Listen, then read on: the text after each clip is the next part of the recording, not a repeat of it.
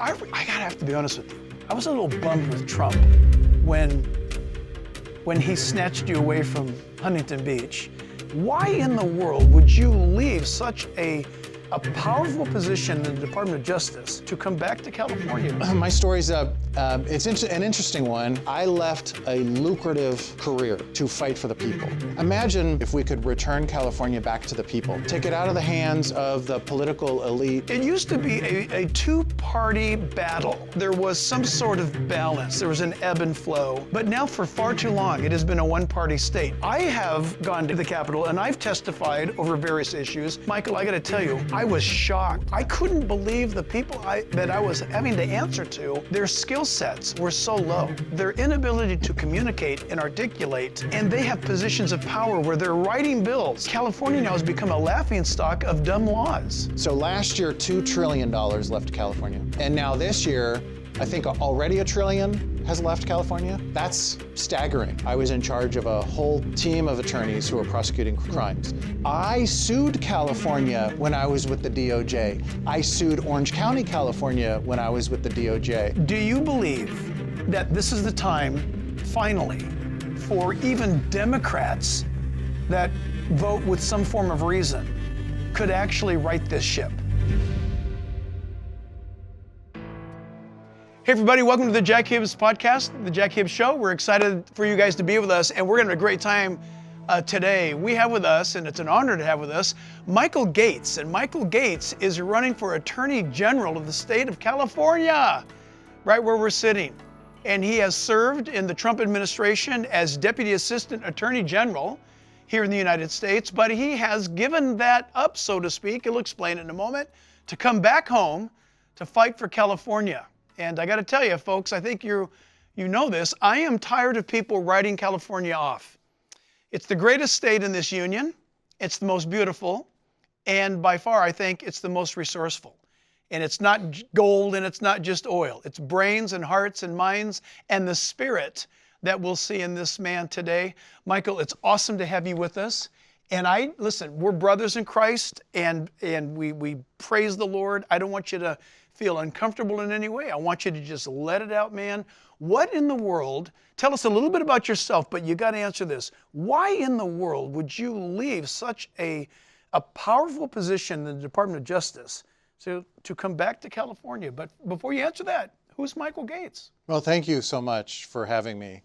It's an honor to be with you, and we've done this before, Yeah. so I know you have a fantastic church. You've got a great reputation, and you've got a great congregation and audience. And so I love sharing all of this with all of you. So thank you for having me. So my story's it's an interesting one. So I was born in the Midwest, but when I was a kid, my folks moved to Huntington Beach, California. Not bad. And so I've been a California guy my whole life, and I love it. Not only the weather, but there's just something about California. It's just so different than any other place in the country. Certainly different than the Midwest that I was from.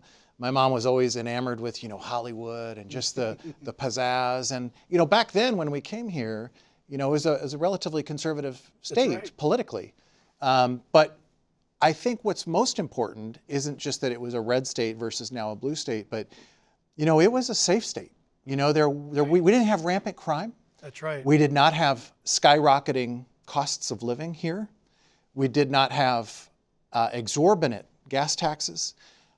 We did not have the fraud and the waste and abuse that we're hearing about now. California, and I said this morning at my press conference when I launched my run for Attorney General. Simply put, California has lost its way. And it's lost its way because the elite Sacramento class of leaders is just completely divorced and out of touch with everyday Californians. And that's why I'm running. I am very passionate about politics. I'm very passionate about the law. I tell people all the time I love the law. I'm a lover of the law. I'm very much into justice. There's mercy too, but justice. And what I have seen in California now for years is just rampant injustice. Right. It's injustice to everyday Californians who are working so hard, Pastor Jack, just to make ends meet. And then the audacity They work so hard, long days, blood, sweat, and tears just to put food on the table. They get home, turn on the radio or the TV, and they hear about how the political class in Sacramento has squandered their money. Yep. Like, it's shocking to me. It's such an insult. These are Californians who are literally on the brink, right? Financially, they're on the brink, and they turn on the radio and TV, and Newsom is saying, oh yeah, we lost $24 billion of your tax money. Like it's it's supposed to go to solving the homeless problem, but oh, it's lost, it's gone, it's disappeared, and oh well. And then he moves on. Yeah. Like he didn't ask the Attorney General to investigate where it went. He did not ask for an investigation. Let's find this money. Yeah, he probably dare not. Huh? Let's find this money that belongs to the taxpayers that we are shepherds of, and we've lost it, right? So the reason I'm running, I've been a fighter all my life. Yeah. At my press conference this morning, I was telling the folks who were there in the media, look, I was not born with a silver spoon in my mouth. My folks, I came from a big Catholic family, had a lot of siblings, very, very blue collar, and frankly, we spent many days at the food pantry at the local church for food, clothing, and diapers. My folks grounded out, they worked hard, paycheck to paycheck, had a big family, and they taught me, look, pray, depend on God, but you have to go out and fight. Yeah, that's right. Whatever you are going to have in life, That's right. you have to fight for it. And so at a very young age, I mean, I think, it might be some of the Irish stock I have in me, but at a very young age, I learned you have to go out and fight and really make a difference, right? Yeah. And so that's really where my career path took a turn. In 2014, I actually left private practice, which was very lucrative. I was a partner at a law firm in 2014. I ran for city attorney in Huntington Beach, and I got elected. Right. Got reelected in 2018 and got reelected in 2022. So I was the elected city attorney for 10 years in Huntington Beach, and I loved the fight there because I got to represent one of the greatest cities in the state of California. Totally. It is amazing. Yeah, and taking on Sacramento. Sacramento. So I have a record of fighting Sacramento, which is really makes me the perfect candidate to run for Attorney General because now I've learned so much. I know where the fights are. I sort of know where the bodies are buried. I know what the issues are. I can go to Sacramento and make even, I think, a greater difference than what I've been able to do as the city attorney of Huntington Beach. But to directly answer your question, I love to fight for the people. I really do. It's a passion of mine. I left a lucrative career, right, as a partner at a firm, to fight for the people. Yeah. And I believe in this state. I know that this country is a gift from God. I believe that this state is a gift from God. And I'm not giving up on it, like you. Yeah, in your opening remarks, you're not giving up. Pastor Jack, I'm not giving up. No way. And I'm going to keep fighting. And so many people have said, look, you're at the height of your career when you were the Deputy Assistant Attorney General for the U.S. Department of Justice just last year. That's the height. Why don't you do something different? Why don't you retire, right? Like, that was amazing. I'm like, no, I've got more fight in me. Yeah, I want to take this to Sacramento, and I want to fight for the folks. Imagine, to your point too, if we could return California back to the people. Yeah. Take it out of the hands of the political elite in Sacramento and give it back to the people of California. And my slogan is, I want to make California safe for families, and I want safe communities, because when we can reduce crime and get the homeless off our streets and make our environment safe, our families will prosper, and our businesses will want to stay and prosper. They have been leaving in droves because crime is up, taxes are up. It's just a hostile work environment to do business in. Right. It's a hostile work environment to prosper in, and I want to reverse that. Yeah. I want to work very hard and aggressively to reverse that. We can make California a welcoming state again. That's right. A prosperous state, a family-friendly state, and so I'm all in. Yeah. I'm all in. Yeah, it's amazing because it's such a great place. Going back in time, now I'm going to sound like a dinosaur to maybe you or certainly some of the young people who watch our podcast, but I remember growing up in Southern California and riding, for example, in the summer, riding my bike to the beach, being gone for 12, 13, 14 hours. I had to check in with a nickel, to call home, but life was safe. You could do that. And I did that all my young life. And then I go to the Reagan years. People forget, Ronald Reagan was our governor. And this state was the place to be. And then I don't know what happened. Maybe you do, but something, I don't know if we got distracted or whatever, but, and I'll just be blunt. You're not saying this, I'm saying this, that it used to be a two-party battle. And with that, there was some sort of balance. There was an ebb and flow. But now for far too long, it has been a one-party state. People will say, oh, the Republicans don't know what they're doing. Well, maybe some Republicans don't. But we know this for a fact, proven in California, is that the Democrats absolutely either A, do not know what they're doing in California, or scarier than that, is that they do know what they're doing in California, because I have gone to the Capitol and I've testified over various issues. And Michael, I got to tell you, I was shocked at the level of, that's the wrong, I couldn't believe the people that I was having to answer to, their skill sets were so low. Their inability to communicate and articulate, and they have positions of power where they're writing bills and they're passing bills with the supermajority, where California now has become a laughingstock of dumb laws.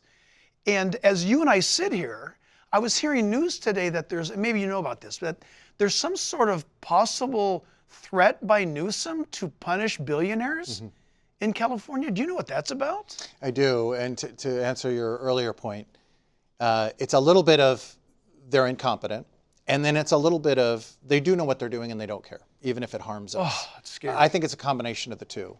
There is an initiative to exact a tax, a wealth tax on billionaires. And if that were ever come to pass and be signed into law or become law, that would just be devastating. It's not because simply that maybe the math doesn't work for the billionaires. That's not the point. On the one hand, no wealth tax would ever plug the holes that Newsom and Bonta have created in our budget and in our economic system here in California. Exactly. That's the one issue. But the bigger issue in my mind is it's just more hostility towards Californians, because now they're going to drive out the billionaires before that ever goes into law, right? So we've already heard, I don't know if you've seen this, but I was reading an article yesterday before. So last year, $2 trillion left California. Yeah, and now this year, I think already $1 trillion has left California. That's staggering. Yep. That's frankly devastating. That's right. And so the Sacramento's got to change. We have got to do better. We have got to get back to serving the people of California. Yeah. I just think it's a lot of incompetence and it's a lot of, they just don't care. And it's like I said, they're out of touch. They're completely divorced. And that's the thing that I bring, I think, to this campaign or this candidacy is, I have so much experience. You talk about their incompetence or a lack of experience. Please tell us, yes. I mean, and I don't mean to pat myself on the back, but if normally attorney general candidates are just career prosecutors. Normally attorney general candidates are, hey, look, I've done 25 or 30 years at this DA's office, or I was the DA, and so I've prosecuted tons of crime. Look, I've done that too. I've prosecuted a lot of crime on behalf of Huntington Beach. When I was at the DOJ's office last year, I was in charge of a whole team of attorneys who were prosecuting criminal crimes, criminal hate crimes and things like that. I've done that too. In fact, in Huntington Beach, I started a criminal prosecutor program myself at the city level in 2017 in direct response to Prop 47 and 57. Yep. Because with the passage of 47 and 57 in 2014, crimes went up, quality of life crimes went up. So I literally started a criminal prosecutor division in the city attorney's office in 2017. Because of that, crime dropped by double digits in Huntington Beach, and it's been dropping ever since. Yep.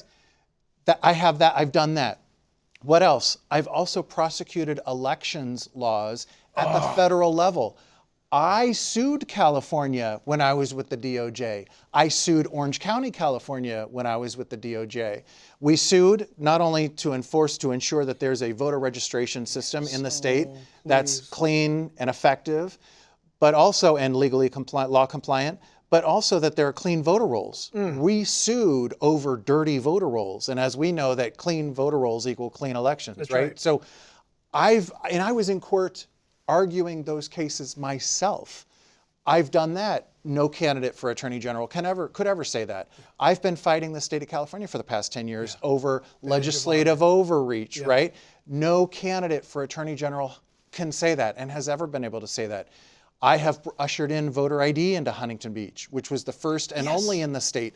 I was the architect of that law, and I defended it in court. And it drove Newsom crazy. It drove them crazy, right? So whether it's voter ID or fighting the state over high-density housing mandates, which I did for 10 years, or elections laws, I have done all of these things.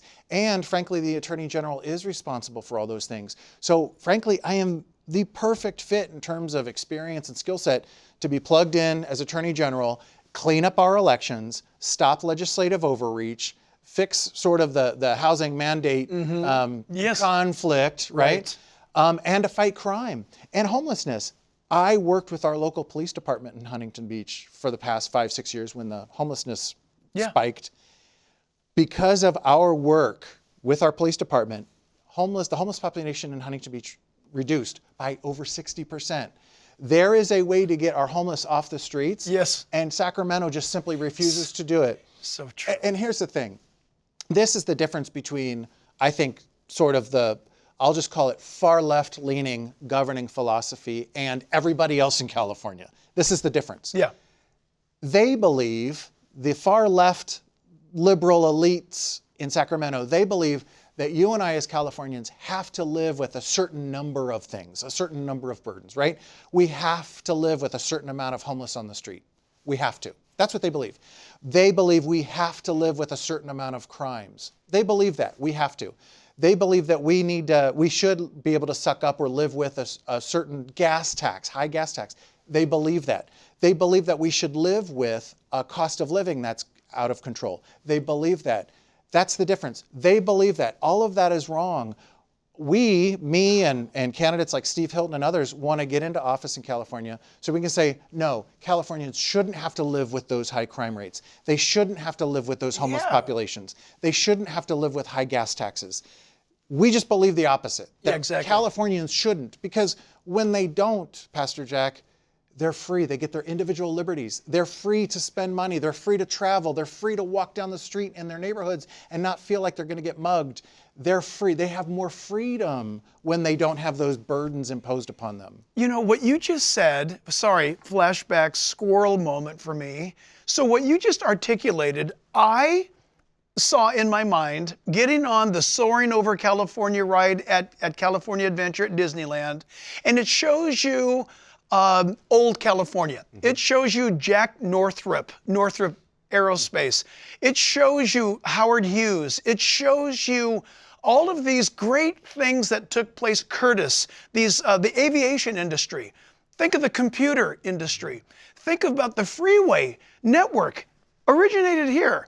Everything was so epic and cutting edge California that we became the envy of the world because people were free to create. Think about if Apple or Microsoft or I don't know who, again, Northrop or whoever, for them to try to do a business all over again in their garage, the local governments would shut them down, right? There's none of that going to happen again. That kind of stuff. The state was free to create, to make money, to build business, to hire people, to be that place where 49 other states said, honey, pack up the car, get the kids, we're going to California. And of course now, once again, here we go, I just saw it again, California, the mass exodus of talent and of resources out of this state. And you know people are leaving here crying about it. I hear about it as a pastor all the time. They don't want to leave California. And so, do you believe, I think I know the answer to this, I just want to hear your passion. Do you believe that this is the time, finally, for even Democrats that vote with some form of reason could actually right this ship? I do. And I believe, and look, as somebody for the past 10 years as the city attorney of Huntington Beach who's been in politics and has, I guess, developed a skill for having a good appreciation for what the public sentiment is, what people's concerns are, what their priorities are, which, you know, it takes a while to understand the community that surrounds. It does take a while. I know that California right now is fed up. Yes. I know that Republicans, independents, and Democrats alike, Californians are smarter than the political elites in Sacramento give them credit for. Absolutely. They're waking up. And, you know, the thing is the Sacramento elites stepped in it, right? Like, they didn't do themselves any favors. Like, to watch LA burn like it did last year, shocking. And then, for instance, for the Attorney General to look at that and say, hey, you know, there are some serious transgressions there. There might be some serious crimes there. Let's investigate this. He took a pass on all that. He didn't even bother to look to see, you know, was the first response adequate? Did something go wrong? Did something happen that led up to, you know, what happened and, you know, what allowed those fires to burn? What allowed LA to burn?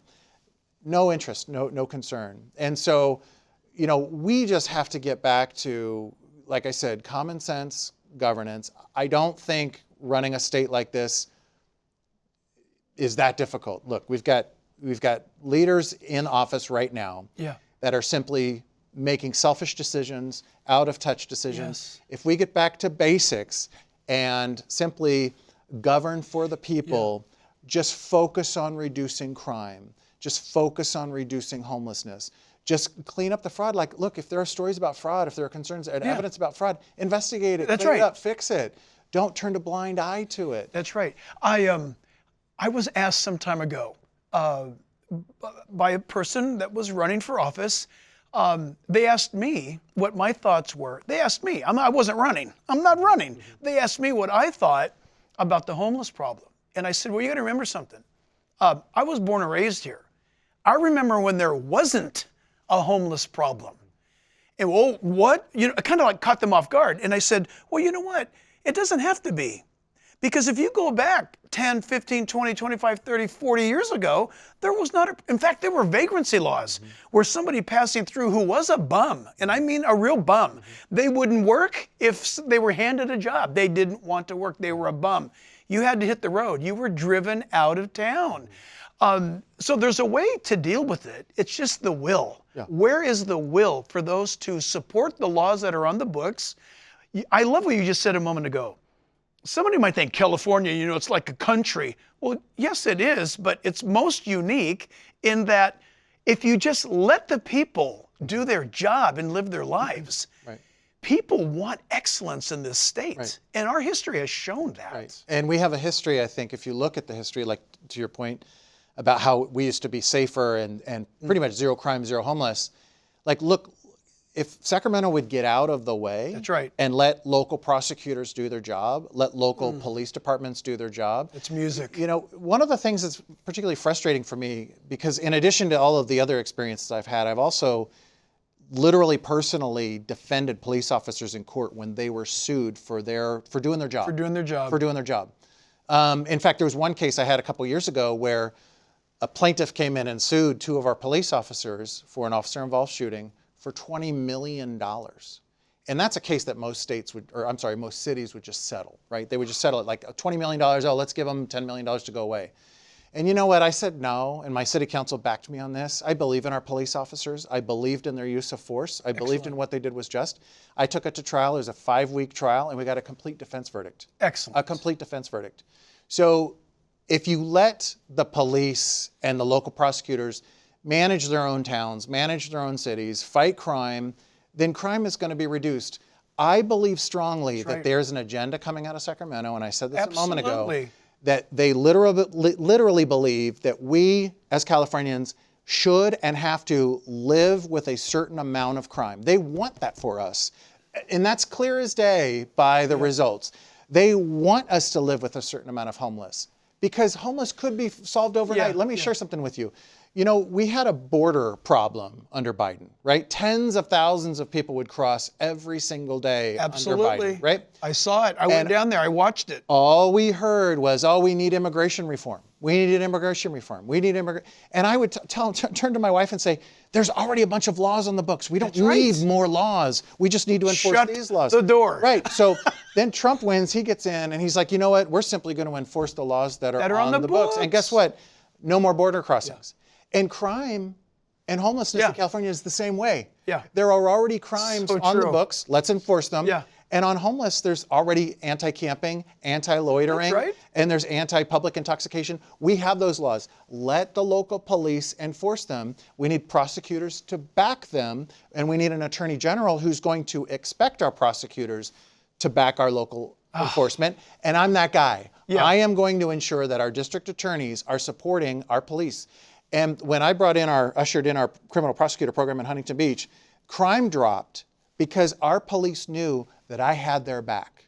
Well, I was watching you and the city during that time, and I watched, because I may be ugly, but I'm not stupid. I watched, under your care, the property values in Huntington Beach rise. Huntington Beach became a beach city that was wise to invest in because it had good governance.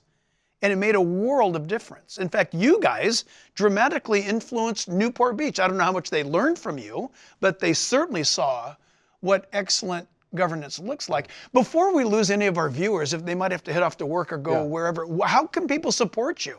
Well, thank you for that. If they go to gates4ag.com, spell that all the way. GATES, the number 4ag.com, there's a website. It's got my bio, an introduction. It's got some of the issues that I'm working on. There's an explanation for some things. And there's a link, a donations link.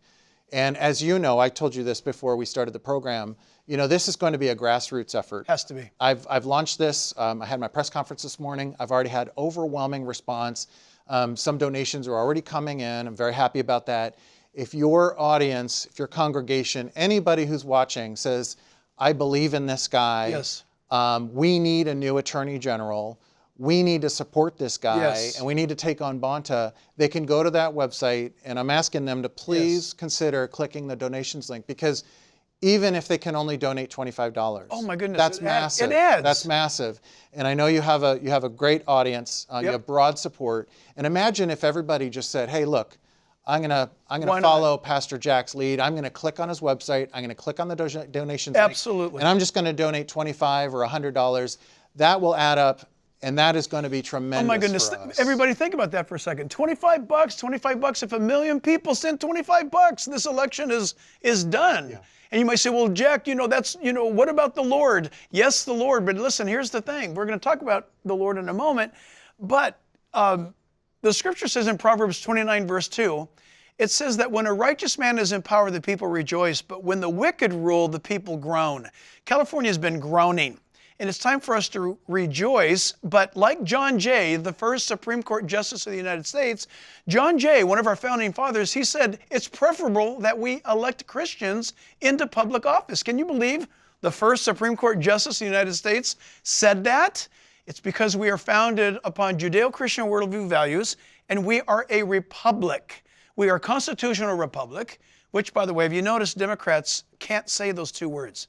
They actually can't. They cannot say constitutional republic. They can only use the word democracy, which we are not. We are a constitutional republic. Folks, if brothers and sisters, if good men and women like Michael Gates, running for Attorney General here in the state of California, get into office, then this is exactly the direction that we need to go, because it's God-honoring, for one thing. But listen, honestly, even if Michael Gates was an atheist, and he's not, with his expertise and his love for the state, you should vote for people like that. But we have an added bonus. This is God providing the answer to so many people who say, oh, I can't vote for anybody because none of them are believers. We have a believer sitting here right with us right now. And so tell us a little bit about your family, your faith. Yeah, no, I'm happy to. And as you are proud to be God-fearing and to be Christian and not afraid to invoke Jesus' name, likewise, I am too.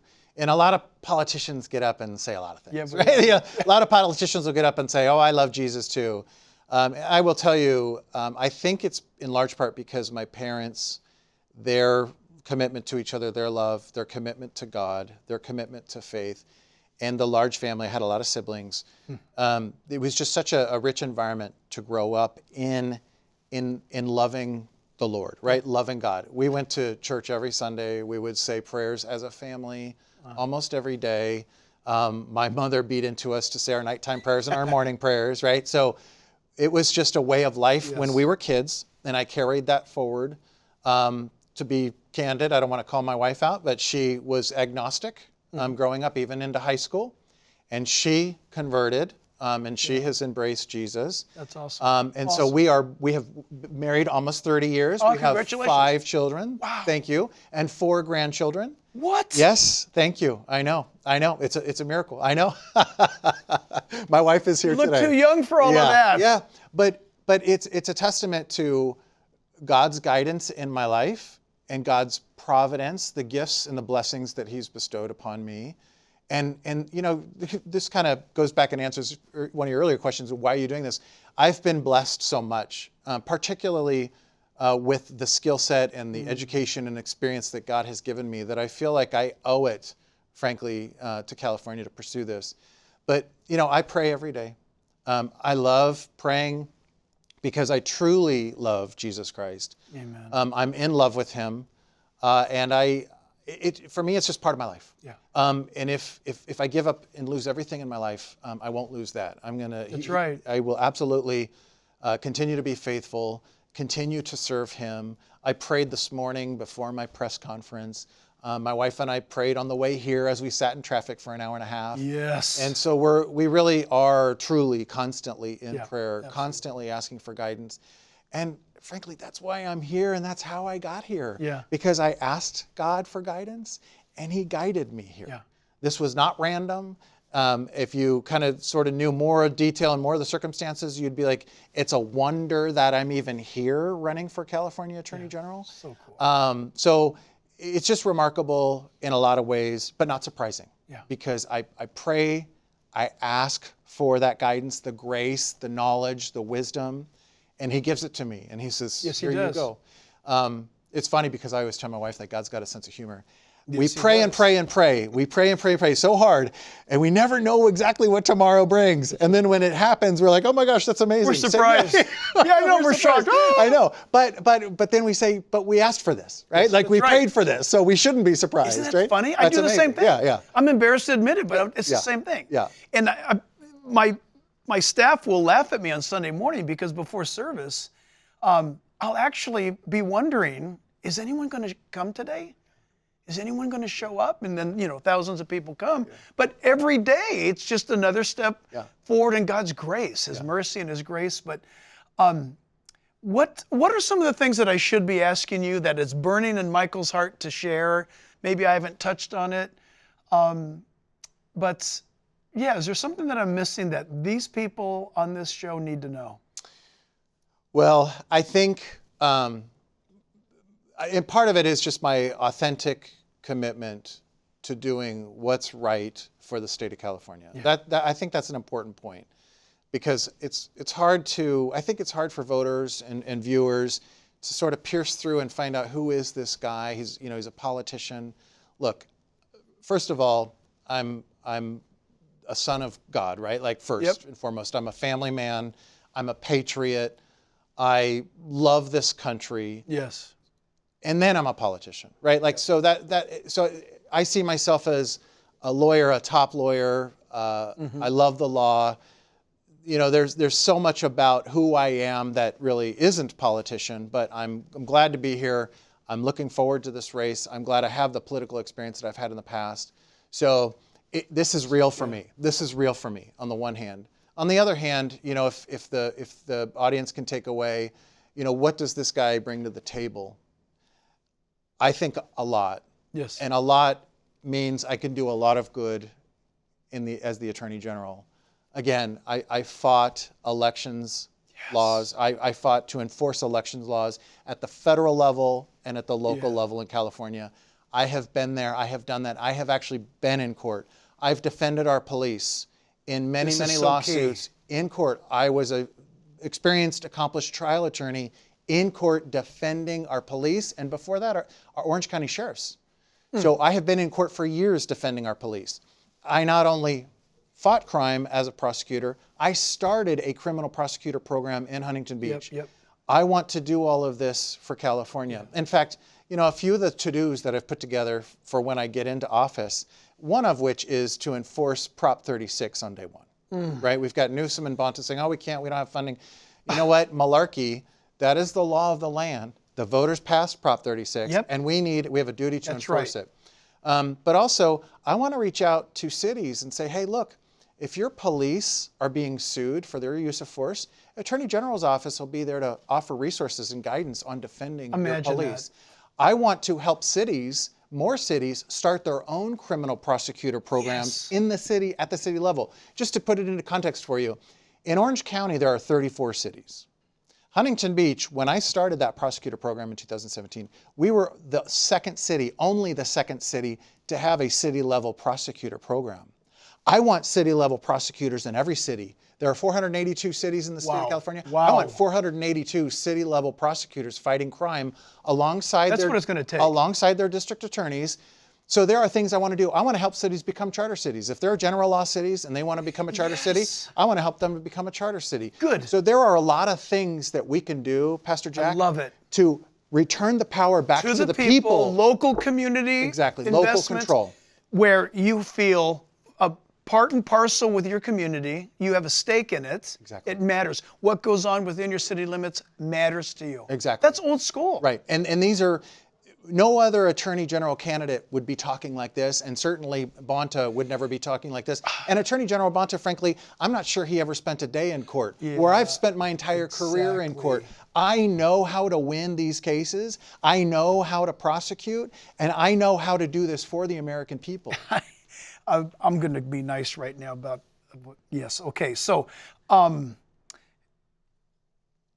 you mentioned something earlier about how, for example, Newsom's response or Bonta's response to Prop 36 is we don't have the funds to do that, but they certainly find the funds to do all of their really stupid stuff. What did I just see today or yesterday? That the California solar industry just collapsed on itself. In fact, that crazy thing going up I-15, they're taking that all down. Billions of dollars spent, lost, gone. We've got Gavin Newsom's railway thing that I don't know what, insane. They always find my money, your money, to do their thing. But I'll be the one who says this. I don't want you to get yourself in trouble. It seems to me as a spectator that if I'm going to be gracious and nice, the Democrat Party in California is extremely uneducated and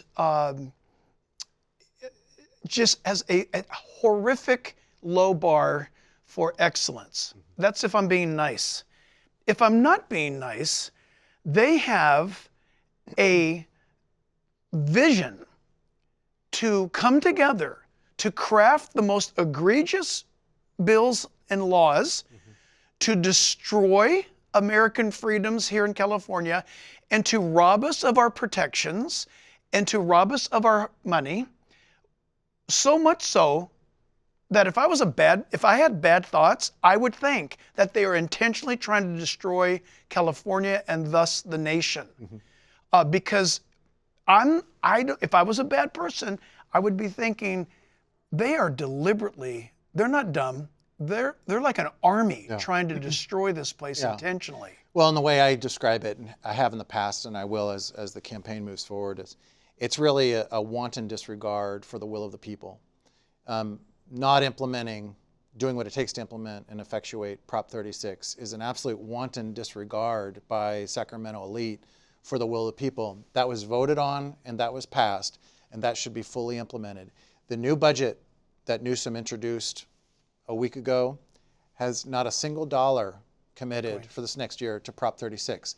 How is it that an initiative can be placed on the ballot, it can pass with the majority, and then Sacramento just says, well, we're just going to pretend it doesn't exist or we're going to ignore it. It's an absolute wanton disregard. And so that's part of what I was saying earlier, that the Sacramento elite, they're just completely out of touch. They're completely divorced from Californians, divorced from reality. And it's in large part because they think they're better than us. They think they're smarter than us. And when we pass dumb laws like Prop 36, they're just going to pretend that never happened. And they literally, they ignore the will of the people. All the time. All the All time. the time. All the time. And they dupe us because they do things like, if you go back and look at the language of Prop 4757, Kamala Harris literally blessed language that expressly stated that these props were about making communities safer. Yeah. When those were 47 Yeah. specifically designed The to opposite. take felonies and make them misdemeanors, and then you can't even enforce those misdemeanors according to the prosecutors. And so it literally was the opposite. Yeah. So they total disrespect for Californians. You mentioned earlier, and I can feel it from people, I hear it from people, why should I even register to vote? Why should I vote? It's the voter fraud, it's so messed up, California will never turn around. But again, my argument is if you have that attitude, it's definitely guaranteed not to turn around. You got to get involved in the fight, you got to do the right thing no matter what. Yeah. Bottom line is that, is it possible, I know you did it in Huntington, I mean, I think I know the answer. I'm just being sarcastic right now. Sure. Is it possible that when you become Attorney General, that you can recover somehow the voting integrity of the entire state? So there are state laws that compromise, frankly, voter integrity, including SB 1147, if my memory serves correctly, where the state passed a law in 2024 to ban cities from having local voter ID laws. And that was directly in response to Huntington Beach's voter ID law. That's right. So it was new legislation designed to ban. Punish, and that was Newsom angry at you. Right. But what the legislature has done is they've effectively, and this is the type of thing I'll get into when I'm Attorney General, but they've effectively violated the California Constitution. Excuse me. Because the California Constitution, under Article 11, Section 5, provides for charter cities to be able to manage their own local police departments without interference from the state, and to manage the manner of elections locally without interference from the state, and a whole host of other local control matters, right? Local governance matters. So they're legislatively ignoring the California Constitution. And we are going to get back, when I'm Attorney General, get back to a Constitution-driven form of government, both state and federal. Because another thing that resonates, and I think frankly has offended a lot of Californians, is this whole issue of Title IX, right? Yes. And whether it's men and girls sports, Men, or female whatever, sports, whether it's locker sports, room. education, whatever. And so we're going to get back to honoring Title IX in all of our sports and education throughout the state of California. There are laws out there, whether federal laws, the U.S. Constitution, California Constitution, that are higher authorities that, again, our legislature demonstrating wanton disregard. They're just ignoring it. And unfortunately, a lot of our courts are sort of rubber stamping whatever comes out of the legislature. Excuse me. Yep. And when I'm Attorney General, we are going to be putting out opinions, explanations, for how the Attorney General interprets the Constitution. And we are going to be making probably new arguments in court, if not just maybe older arguments that have been abandoned. Sure. That, hey, there's a California Constitution here that allows cities to do this or that or the other thing or whatever. There are federal laws like Title IX that we have to honor, right? Right on. And so we are going to be a Constitution-driven Attorney General's Beautiful. office. And that is going to be the starting point. And the Constitution is not going to be something to be disregarded or forgotten or challenged by the state legislature. So good. We are going to get back to Constitution-driven form of justice in California. I promise you, I guarantee it. That's awesome.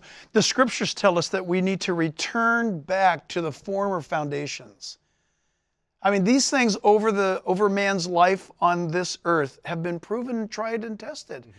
And so, I believe, our theme has been for these last, 10 years, maybe longer, Comeback California, which we utilize every 2 years. Whenever there's an election, we inform the electorate what is on the ballot, how do you register to vote. A lot of people don't realize that even a church can host voter registration.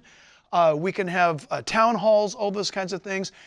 But Michael, I want to encourage you. Gina Gleason and myself and a few others, we've been standing in this water for a very long time. And we were mocked, we were ridiculed, we were told that we were bad Christians for being political, which that was never the case. We were Christians, and I was a pastor educating people about their constitutional rights that I believe are given to us by God. All of that said, now we're at a point where, for example, we're going to be coming up pretty soon in the wonderful city of Huntington Beach.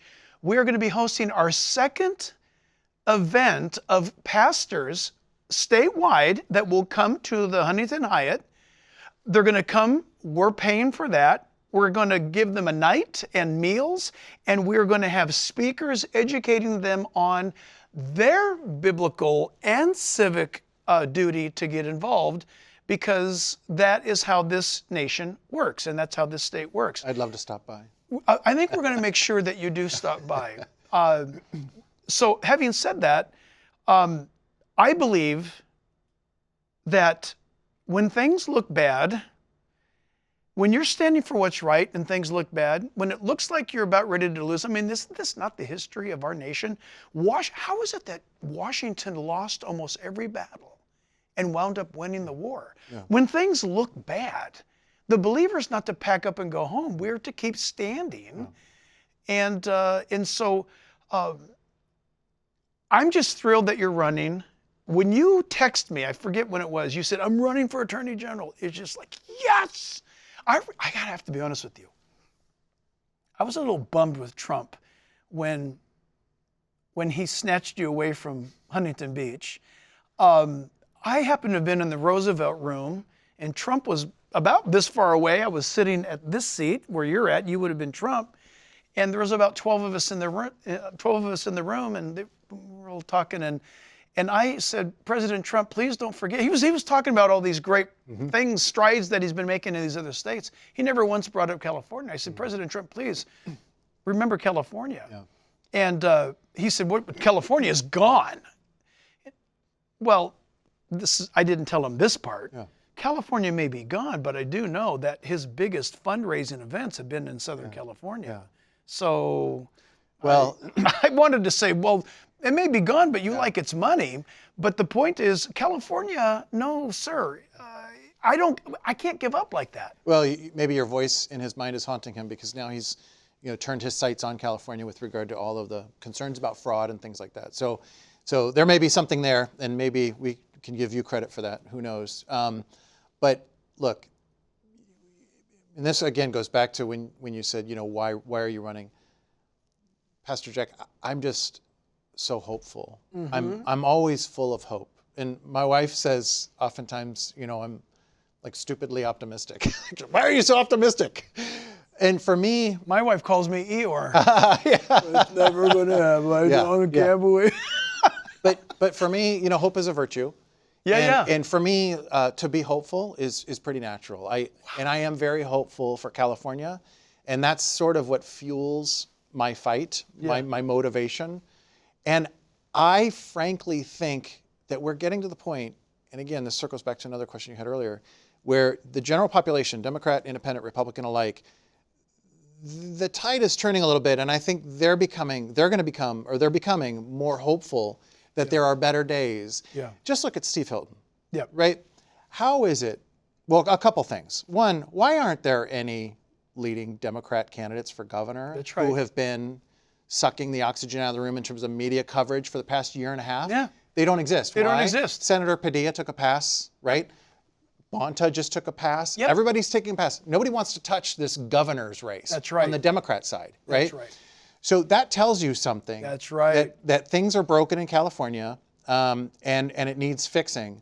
But I think the fact that Steve Hilton is the leader he's way ahead of all the Democrats on fundraising too. Yeah, I don't know if you saw that. I did see $5.7 million in the bank, and he's got over 30,000 different contributors, which is what I'm hoping for. I'm hoping for that you can help us get over 30,000. Gates for AG.org or .com. Yeah. Gates4ag.com. And I gave one of your guys my QR code, so hopefully that'll pop up on the screen. They'll do it. Yeah, but I think that should tell you a lot. That speaks volumes. That Hilton is way ahead of all the Democrat candidates with 5.7 in the bank, 5.7 million in the bank. He's got over 30,000 different contributors.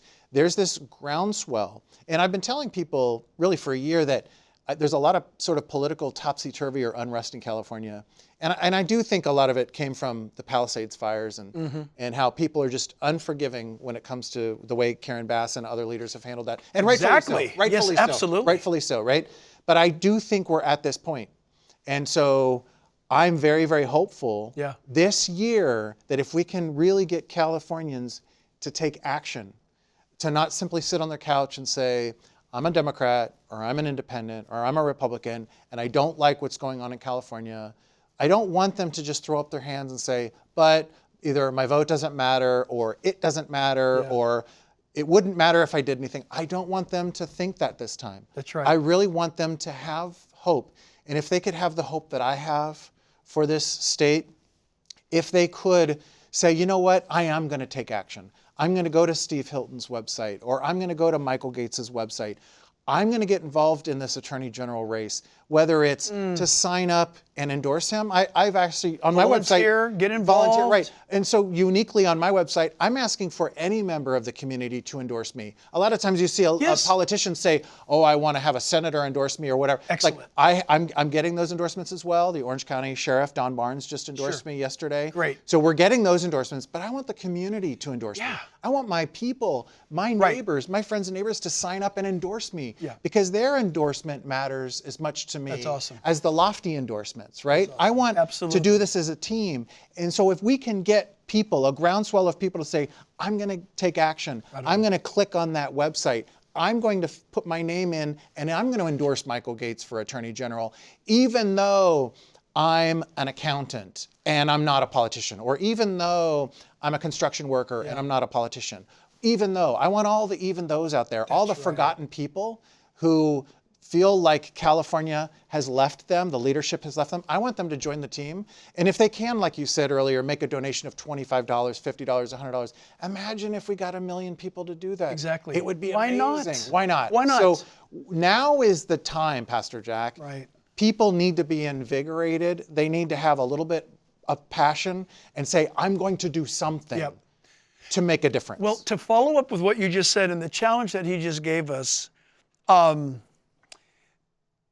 say it this way. Those who you would think would never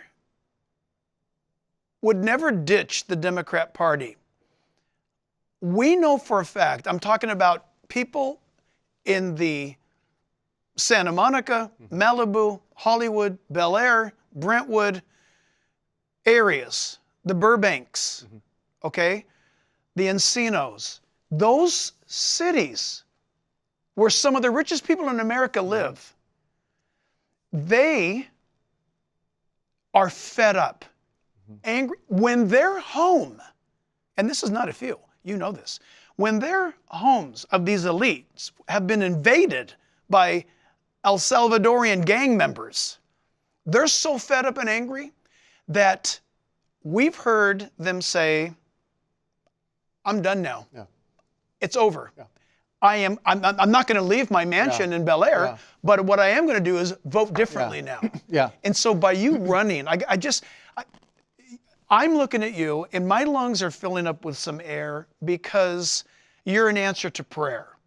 And we're just thrilled and excited to be with you on this launch today. I do believe today was your day. It was. Of the official launch. I'm excited about this. But I want you to know that whatever we can do to help you out along the way, we're going to be with you all the way through. Thank you. And well, let me, if you don't mind, let me cast what you said in these terms. Look, wanting zero crime in your neighborhoods is nonpartisan. That's right. Wanting homeless off the street and into places where they can get the services they need is nonpartisan. That's right. Wanting lower gas taxes is nonpartisan. Wanting local control is nonpartisan, even on those housing fights. We've got Los Angeles fighting the state of California because of these massive high-density projects going into areas of Los Angeles that people don't want it there either. Exactly. A lot of the issues we're going to be talking about on the campaign trail, Pastor Jack, it's nonpartisan. Why? because it's common sense. We've got Democrats who agree with us, we've got independents who agree with us, and Republicans.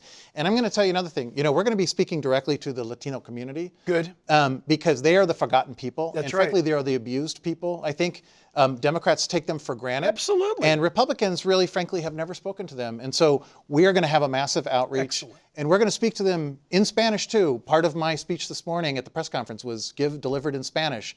I want our abuelitas to be able to go to their local mercado sin miedo, right? Excellent. Without fear. Yes. We want our grandmothers to be able to walk to their local stores without fear. That's right. And that's not happening in a lot of neighborhoods right now. And so we literally want to return California to the people. We want to return the streets to the comunidades to let them have their street in safety. We want them to be Beautiful. safe. And all of this is nonpartisan. That's right. That's what's so frustrating. The Democrat elites in Sacramento make it partisan, but they falsely cast it as partisan. The reality is none of this is partisan. We all want control of our communities. And if you're a Democrat-dominated community, fine. Fine, that's fine.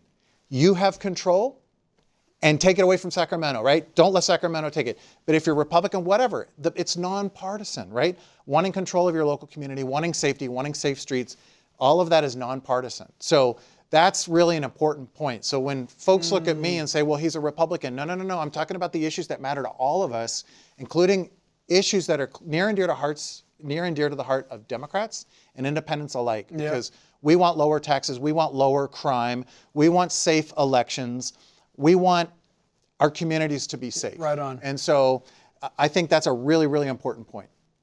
Well, you guys, we're super, super excited here in California. And I know that many of you are watching perhaps outside of California. That doesn't keep you from helping. In fact, how many, according to the data, millions of people have left California. So maybe you ought to think about throwing something back this way to help Michael Gates become the Attorney General of California in this 2026 election cycle. Things could turn around. This is going to be probably the most important election in the state of California in decades, if not longer. But please do everything you can. By all means, pray, everybody. But pray and then act. And you can act by going to gates4ag.com. Gates4ag.com. And give them something, will you? And that's how this works. And grassroots is even the best. A broad base of support is a powerful statement. And so we are encouraged by your action, your wife, you guys taking on this incredible task. And so you have our prayers, and I'm delighted to be with you, brother. Thank you. And if I could, I just want to thank God for this opportunity. I want to thank God for really giving you to me in my life, because we didn't know each other. We've known each other for a few years, but before that we didn't know each other at all. And when I came to you and I said, hey, Pastor Jack, I could use your help. I want to be able to reach more people. And this goes back years. This was when I was city attorney. I remember. You said yes, and I want to thank you for that, because not a lot of people in a position like yours who would have access to amazing congregations and an amazing audience would say yes, and you did. So thank God that you did, thank God that you have, and thank God that you allowed me to come here today. So thank you very much. And I'm saying yes again. Thanks, brother. I appreciate it very much. Awesome. Thank you. Thank you.